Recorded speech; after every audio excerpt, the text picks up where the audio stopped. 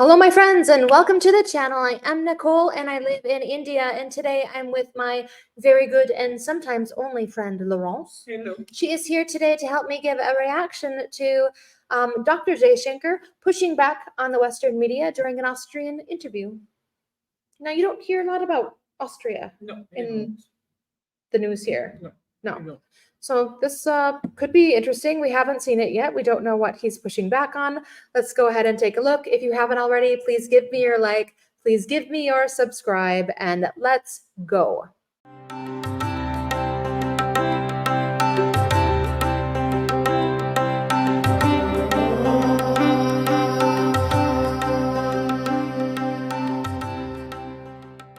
Go. 1,000 people from India have applied for political asylum in Austria. For several months, there was no other country with more asylum seekers here. How would you explain that? Well, I mean, I don't know the numbers. If you say so, I have to take you at your word. But my sense is that when it comes to irregular migration, sometimes, because these are done by syndicates and gangs, you never know where they end up with. I think what's important is not what happened in the past. It is that we have a commitment to ensure that movement and mobility is legal. We would like a regime, an agreed regime for that. It's good for the global workplace. It's good for the Austrian economy. And we have, that's one of the outcomes of my visit to Vienna.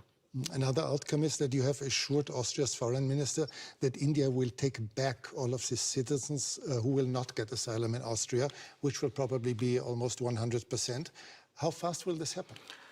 Look, in terms of our citizens, if they're proven to be our citizens, we obviously have an obligation in that regard. But what is important for us is to validate the fact that if there's somebody who's staying illegally, that they are our citizens. And if there are citizens, usually we work it out between the governments concerned. I can't give you a time frame on it because it depends on what is the level of proof that is provided for us and what are the preparations on the Austrian side. So you did not agree on a time frame today? No, we didn't. Frankly, we didn't get into that kind of discussion. That is for the immigration people to decide. As foreign ministers, what we did was to work out an agreed mobility and movement regime. So we were looking for solutions. We weren't into the details of returnees' problem. That there are other people whose jobs it is to do that. Let's talk about the war in Ukraine. As you are well aware, the whole world noticed that India, as a very influential country, has never publicly condemned Russia's assault and invasion into a neighboring country. Why is that so? Can you really be neutral in a war for which obviously one side bears all responsibility?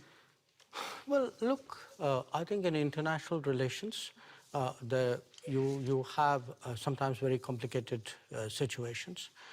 And where we are concerned, we have always taken the position that the way out is for the countries concerned to get back to dialogue and to diplomacy. I'll come to that soon, but is this a complicated situation? Is this really complicated? There's just one big country invading its neighbor. No, look, I can give you many instances of countries who have violated the sovereignty of another country. If I were to ask where Europe stood on a lot of those, I'm afraid I'll get a long silence. So do understand one thing.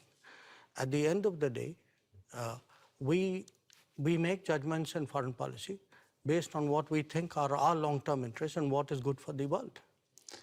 But you and Prime Minister Modi have already said that regularly call on both sides to stop the war and to negotiate. However, can one really urge Ukraine to stop defending itself? After all, there are no Ukrainian tanks in Russia. There are Russian tanks and planes and missiles destroying Ukraine. Well, I think that's a bit of a misrepresentation. I think what we do is to say, get back to dialogue and diplomacy.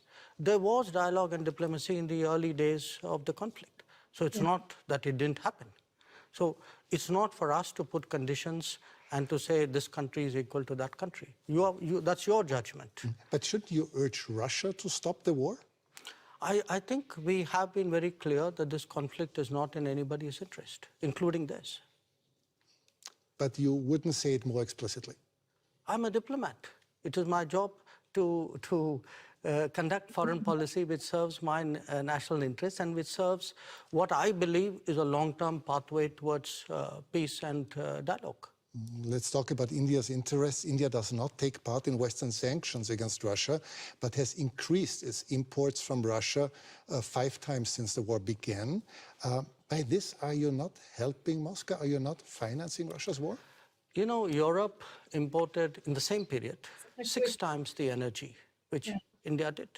So Europe decreased its imports a lot and dramatically since the war started. You multiplied yours. No, essentially, if it is a matter of principle, why didn't Europe cut on the first day? Why didn't we see on 25th of February a complete cutoff of energy imports from Russia? You can't say it's my principle, but by the way, I will do it by my timing. Okay, but isn't it the difference between decreasing your imports but still making sure that Europe is not freezing to death in the winter, or just increasing your imports by 5 times? No, Europe has managed to reduce its imports while doing it in a manner in which it is comfortable for Europe. Comfortable. It's manageable. It's manageable. Maybe a little bit of an It's manageable. Now, if at 60,000 euros or whatever is your per capita income, you are so caring about your population. I have a population at $2,000. I also need energy. I'm not in a position to pay high prices. The price of oil has doubled. So, and what Europe is doing is also moving into the Middle East and diverting production out of the Middle East into Europe and raising prices. So European actions actually are putting pressure on the global oil markets and on my imports as well. So I think it's something which, if European political leadership understandably would like to soften the impact on their population, I think it's a privilege they should extend to other political leaderships as well. Are you reluctant toward Moscow as well, because Russia is India's most important supplier of weapons and military equipment? And therefore? Are you reluctant to criticize Moscow?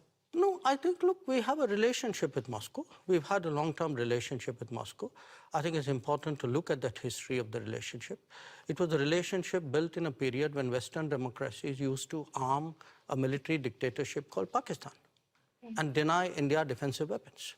So if we are talking about principles, let's talk a little bit of history out here. So how did the Indian exposure to Russia and previously to Soviet Union get built up?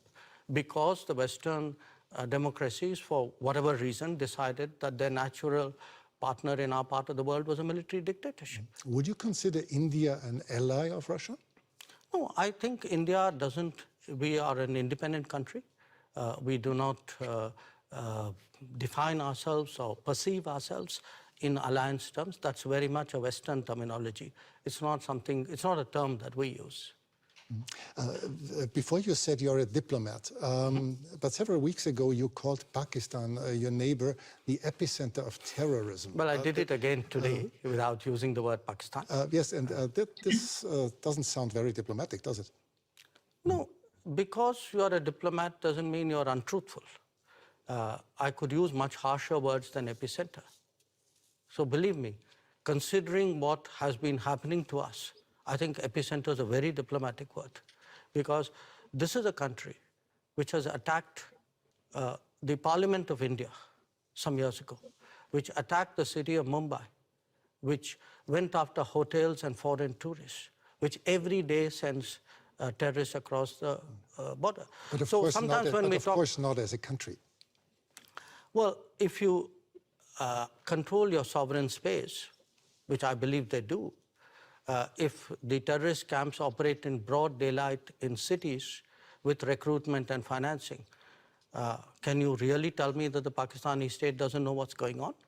Especially if they're being trained in military-level combat tactics. So, you know, when we speak about judgments and principles, why don't I hear sharp European condemnation of these practices which have been going on for multiple decades? Does the world have to be concerned that there someday will be a war between India and Pakistan? I think the world has to be concerned that there is terrorism going on, and the world often looks away. The world often feels it's not my problem because it's happening to some other country. Yeah. I think the world needs to be concerned about how sincerely and strongly it takes up the challenge of terrorism. But has the world to be concerned about the future war between India and Pakistan? I think the world needs to be concerned about terrorism. That's because, what you said. Yeah, sure. Because look, if you pose it the way you do,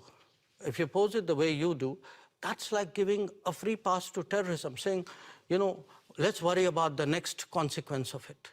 I am worried about the terrorism. Okay, let's change the subject. You frequently said that India has a very complicated relationship with your neighboring China. Many people around the world are quite concerned that China might, in the near future, intervene militarily in Taiwan. Do you share this concern? I think there's a larger concern which is based on our experiences. The concern is that we had agreements with China not to mass forces in our border areas. And they have not observed those agreements, which is why we have the currently tense situation that we do. We had an agreement not to unilaterally change the line of control, which they have tried to unilaterally do that. So there is, I think, a perception that we have, which derives directly from our experiences. Now, where else the status quo may change or not change, I would hesitate as a foreign minister to predict publicly. I may have my own views and assessments. But I certainly can share my experience, and my experience is that written agreements were not observed, that we have seen levels of military pressure which in our view has no justification. China would say the opposite. They would say that India had not obeyed different agreements, but obviously you see No, I think it's difficult for China to say that for this reason. The record is very clear because today, there's a lot of transparency. You have satellite pictures. If you see who moved the forces to the border areas first, I think the record is very clear. So it's very difficult for China to say what you suggested they could. India will probably overtake China as the world's most populous country within this year. Is this fact of any political significance to India, or is it just a mere statistic? We'll know that when we reach there, won't we? Yeah, because we have never used numbers in that manner. Maybe other countries have. I would still say to a large extent it is a statistic, but you will have a situation where the world's most populous country is not among the permanent members of the Security Council. And what does it say about the state of the UN if that is the case? So it's a kind of both a yes and a no. It's partly a statistic, but I think it's a statistic which means a lot. For several years, you have called for a permanent seat on the Security Council, as have Brazil, as has Japan or Germany. How long will it take, from your point of view, till this reform of the Council will actually become reality? Well, ideally, we'd like it yesterday. Of course. But the problem, I think, is that those who are today enjoying the benefits of permanent membership clearly are not in a hurry to see reform. I think it's a very short-sighted view, in my opinion, because at the end of the day, the credibility of the UN and, frankly, their own interests and effectiveness is at stake. So my sense is it will take some time, hopefully not too much time. I can see a growing body of opinion among UN members who believe that there must be change. It's not just us. You have entire Africa, entire Latin America left out. Developing countries vastly underrepresented. I think the state of the world, this was an organization invented in 1945. It's 2023. And when you would have to guess for a year when this will happen, what would it be? No, I wouldn't guess because I know the complexities of this process. It's a tough one. I'd be honest with you. It's a tough one, but I don't think because it's a tough one we should give up. On the contrary, I think because it's a tough one, we should actually up the ante, increase the feeling in wide parts of the world that this reform is absolutely essential. Thanks so much for your time. Well, thank you. It's a great pleasure. I just love him. Yeah, there is a lot to, Unpack. yeah. It covered a lot of topics. Now, Yeah. this interview is at least a year old, but so many things here are still relevant. I would say almost everything. Yeah, even maybe more. When it comes to UN, it's even more. Yeah. So I loved what he had to say about how Europe has taken, their own way and made it comfortable for their citizens. And Well, how we didn't have a choice. I mean, if you need resources and if you don't want to freeze over the winter. You had to continue Taking it. Yeah, getting the gas where it comes 100%. from. Germany, who actually said no first and tried to reduce, had to go back to them. their normal consumption. So The problem that I have with it is not that it's the hypocrisy, the expectation that India should not have the same right to do that. I think that India can take oil and imports from wherever they want to. They should. That is their sovereign right as a country. So, and Russia has always been a support to India. As an American, I feel bad about that. Like, we chose wrong. Why we were in bed with a military dictatorship, I don't know. I'm a nobody. I'm just a citizen. resources. Huh? For resources. Yeah, the resources and Whenever you have a war with another country coming to help, it's always for resources. Yeah, and I think we had such a hatred and a distrust and an issue with Russia that it was anything. And Pakistan and Afghanistan have huge mines of gas, natural gas. Yeah. So if you're not going to take it from Russia, You then could take it from there. Yeah. So, but we obviously chose wrong. We were not on the right side of that, the right side of history. And, India and Russia, for lack of a better word, because he said it's a Western term, but they are allies. If not friends, they are friendly. And that's okay. Yeah, that's the history that they have there. That's the support that they have received. And I wish, though, that it was different. I wish the U.S. had made that effort, had been there. Yeah, but we didn't. Regarding, China, he was totally correct. China made the moves first. They're the ones that, I remember there was quite a few people that died up in the border last year, right? And that didn't have to happen. They had treaties or agreements in place to not do what they did, and they did it anyway. And, this video covered so many different topics. And, the UN issue, he is right. There is such discrepancy in developing countries being, represented. And the fact that this was, kind of developed in 1945, it's 2024. And why don't we have more? Why are there, Yeah, the previous one lasted much less, actually. Yeah. So I think that we need to, it was great. This Jaishankar is a fabulous diplomat. He is a wonderful speaker for India. And this was a really interesting interview to watch. Yeah. Yeah. And why they have this outpouring of refugees to Austria, I don't know. But as he mentioned, they might not be Indian. So just because they're brown doesn't mean they come from India. There's quite a few other countries around this locality where they could come from. And I know that in Europe, it was when I traveled through Europe in the early 2000s with my husband, they automatically assumed that he was, I think it was